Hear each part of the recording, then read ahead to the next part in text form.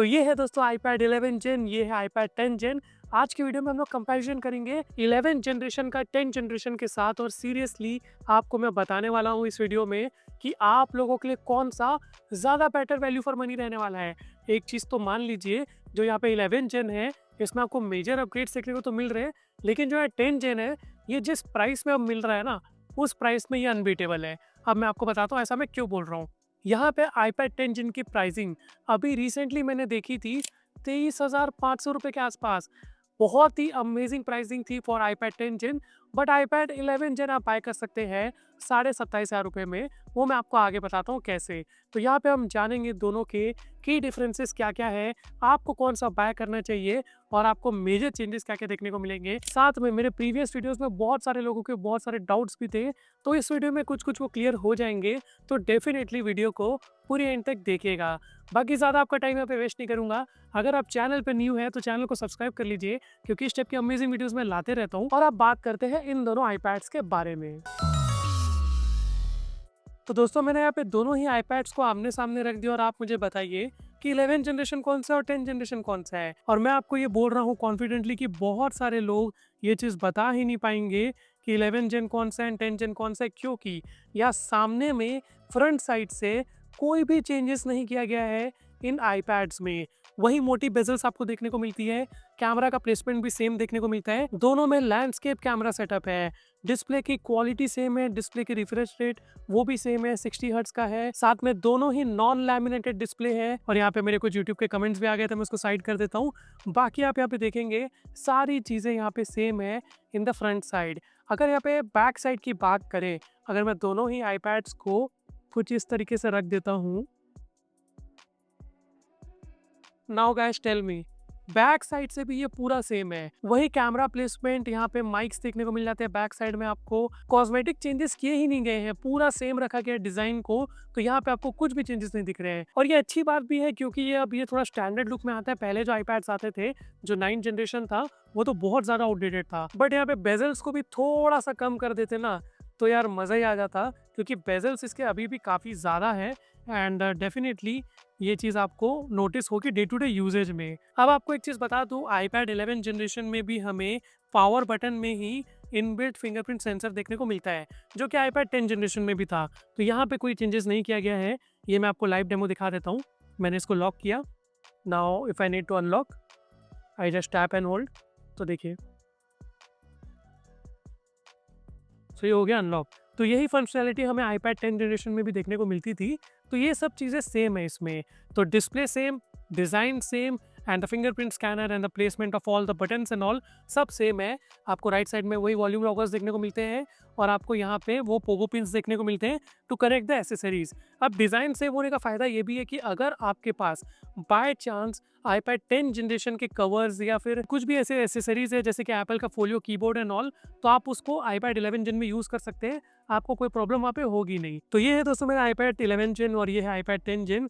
यहाँ पे मैं आपको स्टोरेज दिखाता हूँ iPad 10 जिन की। सिर्फ 64 GB की स्टोरेज हमें देखने को मिलती थी बेस वेरिएंट में, और उसमें भी 10-12 GB तो सिस्टम ही यूटिलाइज कर लेता था।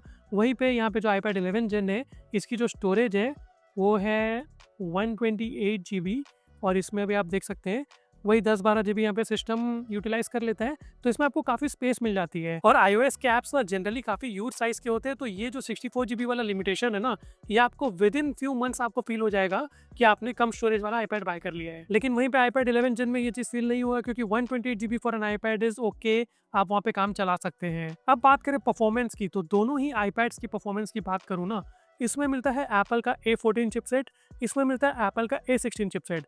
ये जो चिपसेट है एप्पल का A14, ये इतना ज़्यादा पावरफुल नहीं है, लेकिन यहाँ पे जो एप्पल का A16 चिपसेट है ना, ये आईफोन 14 सीरीज के साथ आता था। 14 प्रो, 14 प्रो मैक्स में ये चिपसेट हमें देखने को मिलता था, और इसके जो स्कोर्स हैं और इसकी जो परफॉर्मेंस है वो काफ़ी अच्छी है एट दिस प्राइस पॉइंट। लेकिन A14 उतना ज़्यादा केपेबल नहीं था। 2.5 साल पहले ये iPad लॉन्च हुआ था, 2.5 साल के बाद एप्पल ने एक नया रिफ्रेश दिया है, तो ये डेफिनेटली परफॉर्मेंस में आपको फील होगा। और यहाँ पे इस iPad को मुश्किल से 3 से 4 साल और अपग्रेड्स मिलेंगे। ये भी मैं मुश्किल से बोल रहा हूँ, लेकिन यहाँ पे जो iPad 11 जिन है, इसको जो सॉफ्टवेयर अपडेट्स मिलेंगे मेजर वाले, वो एटलीस्ट 5 ईयर्स के लिए मिलेंगे। तो एक चीज़ तो मैं आपको और दिखाना चाहता हूँ, यहाँ पे जो iPad 11 जनरेशन है, इसमें हमें ये जो सेंटर स्टेज वाला कैमरा है ना, ये देखने को मिलता है और ये ऑटोमेटिकली आपको फोकस में रखता है। ये सेम चीज़ हमें iPad 10 जनरेशन में भी देखने को मिलती है। आप देख सकते हैं कैमरा ऑटोमेटिकली मूव हो रहा है और मेरे को फोकस में रख रहा है और ये दोनों में हो रहा है। तो बेसिकली आपको ये सेंटर स्टेज वाला कैमरा 12 मेगापिक्सल का दोनों में देखने को मिल जाएगा। दोनों में जो सेंसर्स लगे हुए हैं वो लैंडस्केप में लगे हुए हैं। तो ये अच्छी बात है क्योंकि नॉर्मली वीडियो कॉल्स हम लैंडस्केप मोड में ही करते हैं। बाकी एक चीज़ और यहाँ पे ये भी बताना चाहूँगा कि दोनों का कैमरा परफॉर्मेंस पूरे सेम रहने वाले हैं। खाली एक चीज़ जो चेंज है वो है smart HDR4 in the iPad 11 जेन और smart HDR3 on the iPad 10 जेन। तो ये यहाँ पे कलर साइंस में थोड़ा सा फ़र्क आएगा for HDR photos and videos, लेकिन यहाँ पे बाकी चीज़ों में कोई मेजर डिफरेंस आपको देखने को नहीं मिलेगा। आप यहाँ पे 4K 60 FPS पे रिकॉर्ड कर सकते हैं iPad 11 जनरेशन में। अब यहाँ पे एक चीज़ और मैं बताना चाहूँगा, काफ़ी लोग पूछ रहे थे कि क्या यूट्यूब में जो आपके iPads है 11 जेन या 10 जेन वो HDR वीडियो को प्लेबैक कर सकते हैं या नहीं। तो मैं आपको बता दूँ 11 जेन भी नहीं कर सकता, 10 जेन भी नहीं कर सकता। मैं आपको दिखा भी देता हूँ HDR वीडियो। ये एक HDR वीडियो है, लेकिन जब मैं इसको प्ले करूँगा मेरे को कोई ऑप्शन शो ही नहीं होगा to view this in HDR। You can view the video in 4K but not in HDR। तो ये चीज़ आपको माइंड में रखनी है, आप HDR वीडियोज़ यहाँ पे प्लेबैक नहीं कर सकते इन द यूट्यूब। बाकी एक चीज़ ये भी बताना चाहता हूँ, जो यहाँ पे एप्पल का A16 चिपसेट है ना, ये 2.7 टाइम्स बेटर है इन फ्लोटिंग पॉइंट कंप्यूटेशंस।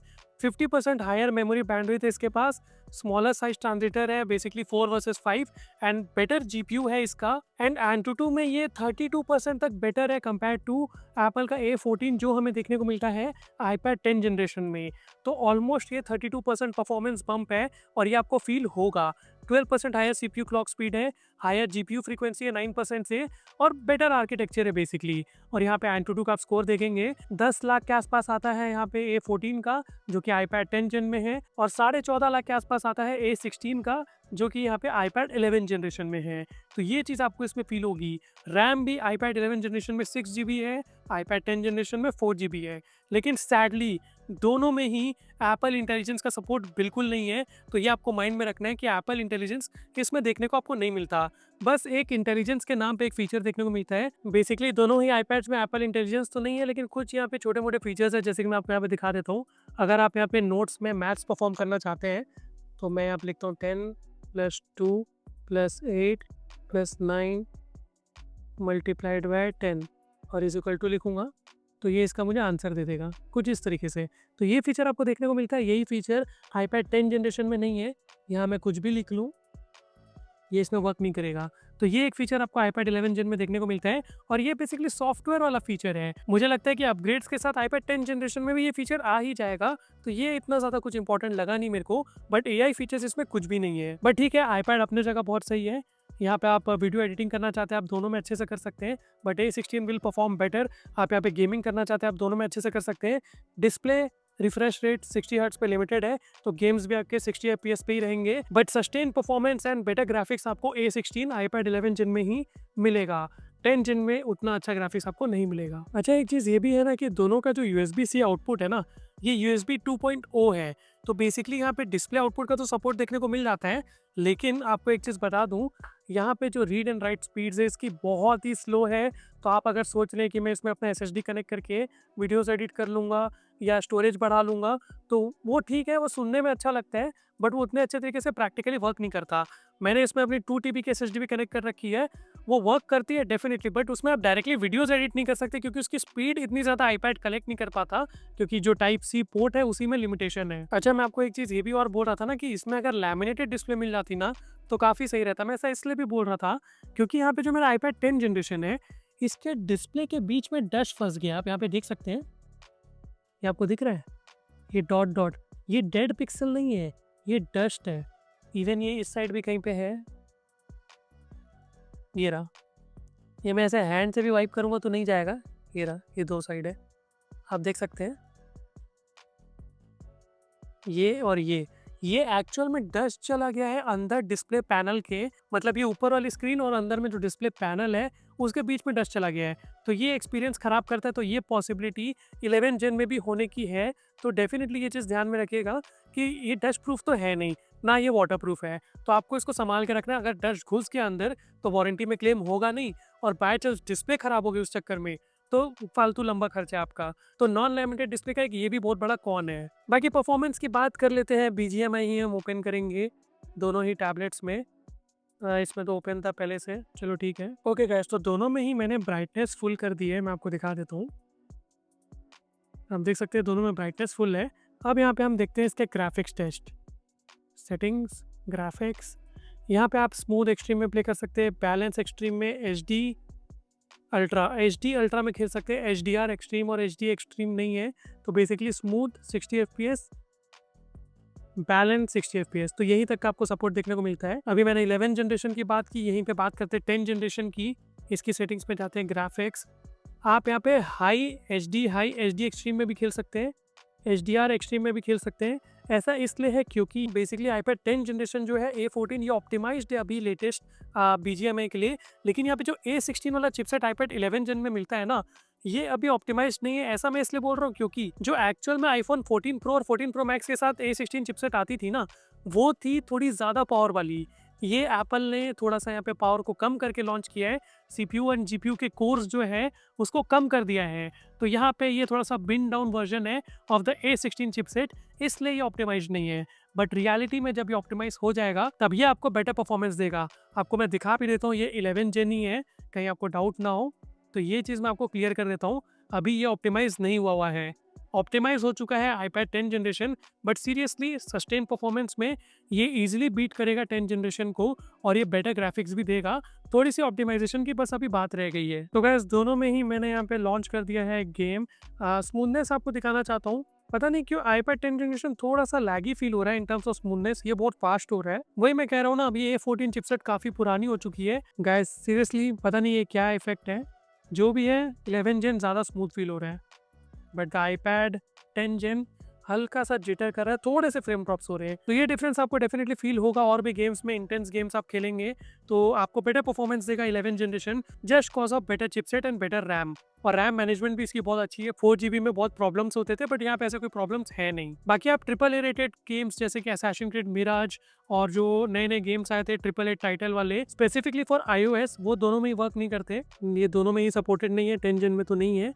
और इवन यहाँ पे 11 जेन का भी मैं आपको दिखा देता हूँ, क्योंकि ये जो दोनों गेम्स है ये सपोर्ट करते हैं M सीरीज चिपसेट को, तो वहाँ पे आपको आईपैड एयर परचेज करना पड़ेगा। बाकी ये दोनों जो आईपैड्स है ना, अपनी अपनी प्राइसिंग में बहुत जबरदस्त है। 23,500 का ये मिल रहा था, मैं आपको स्क्रीनशॉट्स एंड ऑल दिखा रहा हूँ कि अभी कुछ दिन पहले ही आईपैड 10 जनरेशन 23,500 में था, and for that value it's an absolute steel crazy deal. आपको यहाँ पे एप्पल का फुल इकोसिस्टम देखने को मिलेगा, एप्पल के ऐप्स देखने को मिलेंगे जो स्पेसिफिकली ऑप्टिमाइज होते हैं for your iPad. IPad OS है प्रॉपर, आपको सब चीज़ का सपोर्ट देखने को मिलेगा। हार्डवेयर वाइज दोनों ही सेम है, तो बेसिकली आईपैड 10 जेन जल्द ही वैल्यू किंग होने वाला है, क्योंकि मुझे लग रहा है कि कुछ टाइम बाद ये 20,000 के रेंज में आ जाएगा।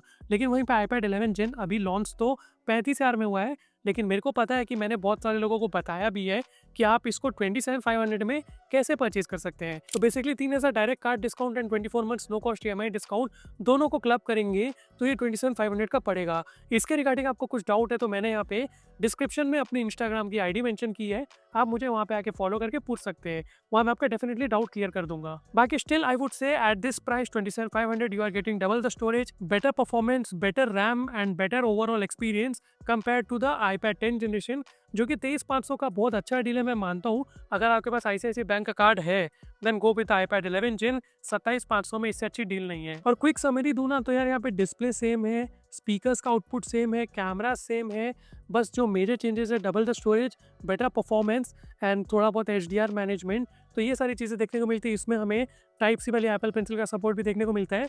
तो ये सारी बेसिकली की चेंजेस है मैं कहना चाहूँगा। बाकी ओवरऑल आपका एक्सपीरियंस सेम रहने वाला है। जस्ट अगर आप एक पावर यूज़र हैं तो आपको 11 जेन जैसे भी लेना चाहिए, लेकिन अगर आपका बेसिक यहाँ पे ब्राउजिंग करना है, यूट्यूब चलाना है, मल्टीटास्किंग करना है, ज़्यादा गेमिंग नहीं करना, ज़्यादा इंटेंसिव टास्क नहीं करना, तो iPad 10 generation is also very good option. Note taking के लिए I would still prefer Xiaomi Pad 7 just because of that laminated display, वो बहुत ज़्यादा चेरी ऑन टॉप रहता है। बट यहाँ पे नॉन लैमिनेटेड डिस्प्ले की वजह से थोड़ा सा नोट टेकिंग एक्सपीरियंस खराब होता है। मैं ऐसा नहीं बोलूँगा कि बिल्कुल ही खराब है, क्योंकि मैं भी पहले नॉन लैमिनेटेड डिस्प्ले में ही नोट टेकिंग करता था, तो ऐसा नहीं है कि ये बिल्कुल ही नॉट यूजेबल है, बहुत अच्छा है। नोट्स आप इसमें बढ़िया बना सकते हैं। इवन मैं आपको कुछ अपने पुराने नोट्स दिखाऊं, ये तो वैसे मैंने मैनुअली लिखे हुए हैं, बट इसमें आप बहुत बढ़िया नोट टेकिंग कर सकते हैं। ऐप्स का भी सपोर्ट बहुत ज़बरदस्त है। मैं आपको दिखा भी देता हूँ कौन कौन से ऐप्स है, मैं आपको रिकमेंड भी कर देता हूँ। और दोनों में ही ये ऐप सपोर्ट करते हैं। तो मेरा जो फेवरेट है वो है Good Note 6 and the Notability app. ये दोनों ऐप बहुत ही सही है। और अगर आपको क्रॉस डिवाइस यहाँ पे सपोर्ट चाहिए, बेसिकली आप अपने नोट्स को एक्सेस करना चाहते हैं अपने लैपटॉप में भी, अपने एंड्रॉयड डिवाइस में भी, तो माइक्रोसॉफ्ट वन नोट यूज़ करना बहुत ही बढ़िया है। मैंने ये तीनों ही यूज़ कर रखा है, प्रॉपर नोट्स बना रखे हैं। और मैं पहले तो पूरा आईपैड में ही नोट टेकिंग करता था, अभी मैं एंड्रॉयड पे शिफ्ट हुआ था रिसेंटली, उसको अभी मैं टेस्टिंग एंड ऑल कर रहा हूँ। बट यहाँ पे दोनों में ही ये नोट्स ऐप पे सपोर्ट देखने को मिलेगा। और एप्पल पेंसिल ऑल्टरनेटिव, जैसे कि मैंने आपको बताया, जो मैंने रिकमेंडेशन में डिस्क्रिप्शन में डाला है, आप उसको परचेज कर सकते हैं। एंड बहुत ही जल्द ना मैं यहाँ पे आपको एसेसरीज की भी वीडियो ला के दे रहा हूँ for the iPad 11 generation. Basically जो iPad 10 जनरेशन में एसेसरीज आती थी वो इसमें लग जाती है। तो स्क्रीन गार्ड भी सेम है, थोड़े बहुत चेंजेस होंगे तो होंगे, बट उतना ऐसा कोई मेजर डिजाइन में तो चेंज है नहीं। तो कवर भी पुराना वाला इसमें मोस्ट प्रॉब्ली फिट हो जाएगा। तो एसेसरीज वाली वीडियो में मैं बताऊंगा आपको कौन सी पेन लेनी चाहिए, उसका एक्सपीरियंस कैसा है, कौन सा स्क्रीन गार्ड लेना चाहिए, कौन सा कवर लेना चाहिए। तो उसके लिए आप डेफिनेटली स्टे ट्यून्ड होके रहना। अब यहाँ पे आपको एक फाइनल वर्डिक्ट देता हूँ। अभी तक मैंने जो चीजें बताई आपको थोड़ा सा कंफ्यूजन हो गया होगा, क्योंकि प्राइसिंग डिफरेंस है दोनों में। अगर आपके पास आईसीआईसीआई का कार्ड नहीं है तो आपको ये 32,000 33,000 का मिलेगा और ये 23,500 का मिलेगा। अगर आईसीआईसीआई बैंक का क्रेडिट कार्ड है, 24 मंथ्स नो कॉस्ट ईएमआई लीजिए, डिस्काउंट लीजिए, आंख बंद करके iPad 11 Gen बाय करना। लेकिन नहीं है और आपका जो बजट है बहुत ज़्यादा हो जा रहा है, then you can also go with iPad 10 generation. आपको कोई ऐसे परेशानी होगी नहीं, ये भी बहुत सही है फॉर दिस प्राइस। और जैसा कि मैंने बताया, basic note taking and all करनी है आपको तो डेफिनेटली बहुत सही है। ये थोड़े परफॉर्मेंस इंटेंसिव टास्क करने हैं, जैसे video editing on the luma fusion या फिर प्रो क्रिएट ऐप यूज़ करना है, ये सारे ऐप्स iPad 10 जनरेशन में भी है, बट इसमें ये बेटर परफॉर्म करेंगे, इतना ही डिफरेंस है। तो ये चीज़ आपको माइंड में रखनी है। और कोई भी डाउट है तो आप मेरे से कमेंट सेक्शन में पूछ ही सकते हैं, मैं आपको वहाँ पे क्लियर कर दूंगा। तो ये था दोस्तों मेरा quick comparison between the iPad 10 generation and the iPad 11 generation. उम्मीद करूंगा आपको ये वाली वीडियो थोड़ी भी पसंद आई हो या हेल्पफुल लगी हो। अगर ऐसा है तो वीडियो को लाइक एंड शेयर करना मत भूलना। और अगर आप चैनल पे न्यू है तो चैनल को सब्सक्राइब भी कर लीजिएगा। मैं मिलूंगा आपसे अगली वीडियो में, तब तक के लिए stay safe and take care.